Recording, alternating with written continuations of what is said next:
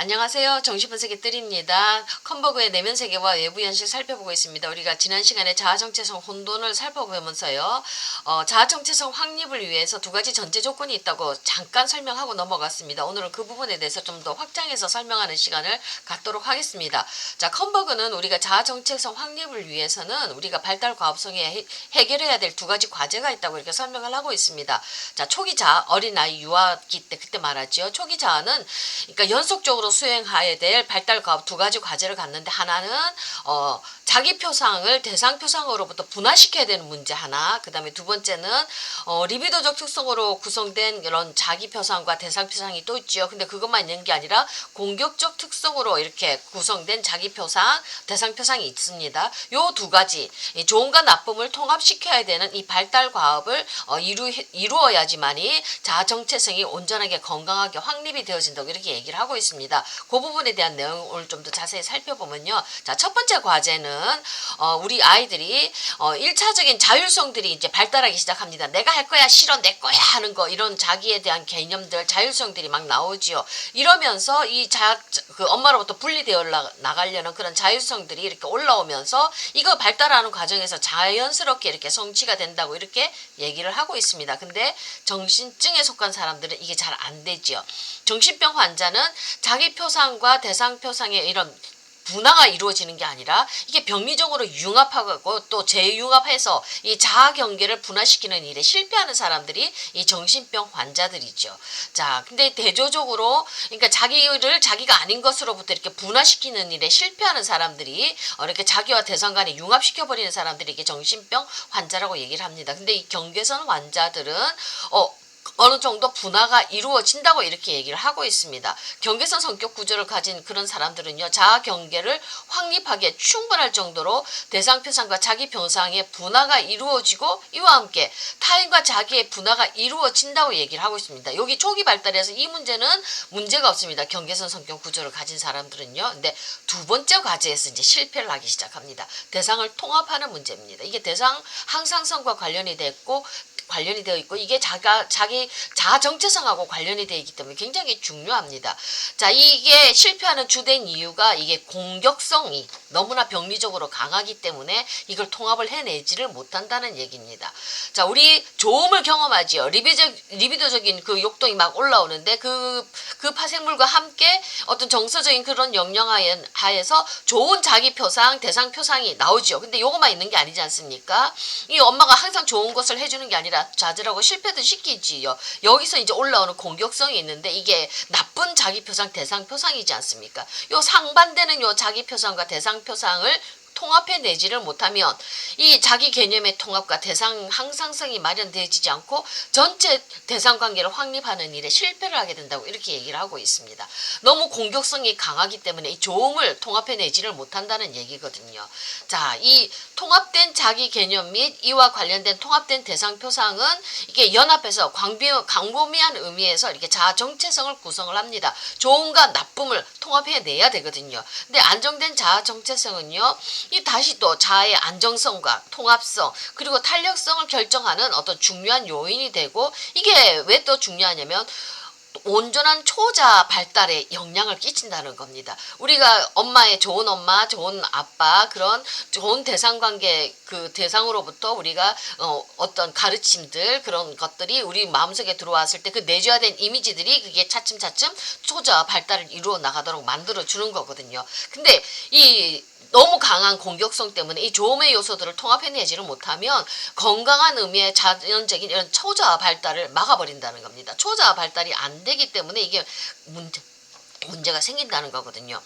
보통은 우리 이제 좋은과 나쁨을 통합해내서 이 신경증과 정상인들의 성격 구조 안에는 이게 정상적으로 초자아가 발달을 합니다. 내줘야 된 대상을 내 안에 들어와서 그 사람들의 말들 어떻게 하라는 가르침들이 우리들의 초자아를 만들어내기 때문에 정상적으로 이렇게 통합이 되어집니다. 근데 이게 공격적인 요소가 강한 그런 어린 아이들 같은 경우에는 자기 표상과 대상 표상 통합에 이제 좋은과 나쁨을 실패하게 되면 이런 사람들은 이제 초자아 발달도 되지 잘 안 될 뿐만 아니라 정신병은 아니지만 자아의 장애가 이렇게 발생하기 시작하고 성격적인 심리적인 문제가 나오기 시작한다고 이렇게 얘기를 하고 있습니다. 그러니까 전성기저기에 전 오이디푸스기에 공격성이 너무 강하기 때문에 이게 조음을 통합해내는데 실패하기 때문에 초자아 발달이 안 되고 그다음에 성격 문제가 나온다고 이렇게 얘기를 하고 있습니다.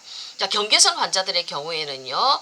적어도 이 자아 경계, 대상으로부터 자기를 분화시키는 자아 경계는 만들어졌습니다. 그래서 현실 감각을 확립할 수 있을 만큼 자기 표상과 대상 표상은 어느 정도 충분히 분화는 되어져 있습니다. 문제는 이 정신 표상 안에 침투한 강한 공격성 때문에 전적으로 좋은 정신 표상이 이게 방어적으로 강하게 이상화돼 버린 거예요. 그래서 자기 표상과 대상 표상의 통합이 불가능해진 겁니다. 자, 자기에 대한 사랑과 증오라는 상반된 이미지하고 중요한 타인들에 대한 좋음과 나쁨에 대한 상반된 이미지를 하나로 모으는 것은, 자, 나쁨을 가지고 와서 하나로 모으는 것은 좋은 내적 대상과 좋은 외적 대상 관계에 위협적인 겁니다. 통합이 안 되었기 때문에. 그래서 어떻게 하냐면 이 감당할 수 없는 불안과 죄책감이 막 올라오는 거예요. 이 좋음을 내가 유지를 해야 되는데 이 나쁨 때문에 이 나쁨이 너무 강하니까 나의 좋음을 유지할 수가 없어서 막 불안하고 막 죄책감이 막 올라오고 힘듭니다. 그래서 어떻게 하냐면 방어 기제로 분열을 써버리는 겁니다. 나쁨을 분열시켜 버리지요. 이렇게 해서 상반된 자기 표상과 대상 표상에 대한 분열, 방어 기제로 이 분열이 발생하면서 이게 자아 통합을 더욱더 망쳐버린다는 겁니다.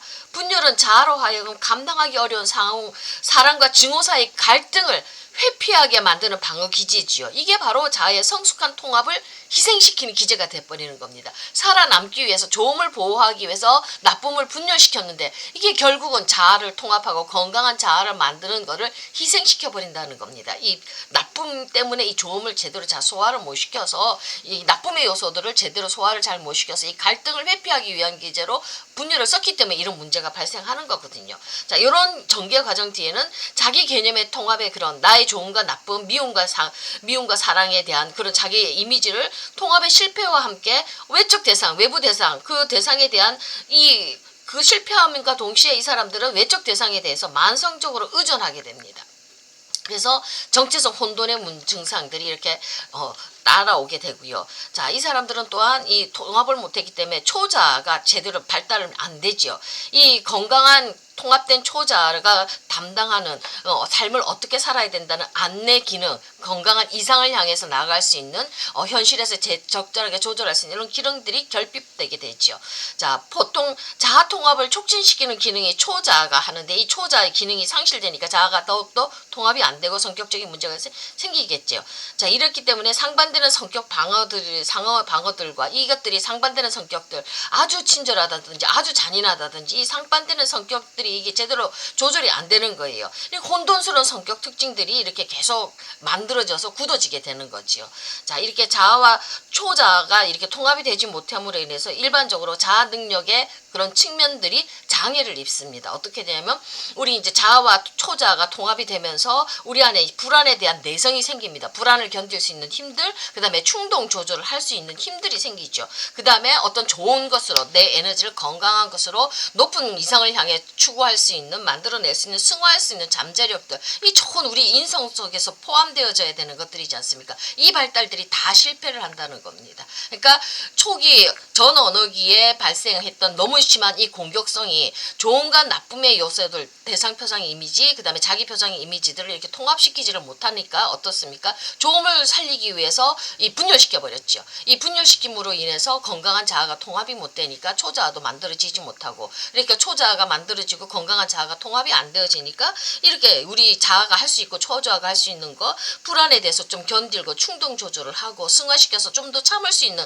이런 건강한 인성이 이루어지지를 않게 되고 이게 자꾸 혼란스럽게 되고 힘들게 된다는 겁니다. 이런 문제가 이제 발생이 되는데 우리가 자아 정체성, 건강한 자기를 만들기 위해서는 적절한 이런 공격성이 너무 강하면 안 되겠지요. 엄마를 경험한 좋음과 나쁨, 그 다음에 나의 자신의 이미지, 자기 표상의 이미지들도 좋음과 나쁨이 적절하게 통합이 되어질 때 우리가 자아 정체성이 적절하게 정말 제대로 되게 확립이 되어지지, 이게 너무 공격성이 심하면 분열 기제를 쓰기 때문에 우리의 자아가 힘이 없어지고 현실 적응력도 없어진다고 컴버그가 이렇게 얘기를 하고 있습니다. 오늘은 이렇게 자아 정체성 확립을 위해서는 두 가지 필연적인 과제가 있다는 거 그거 조금 더 자세하게 한번 설명을 해봤습니다. 감사합니다.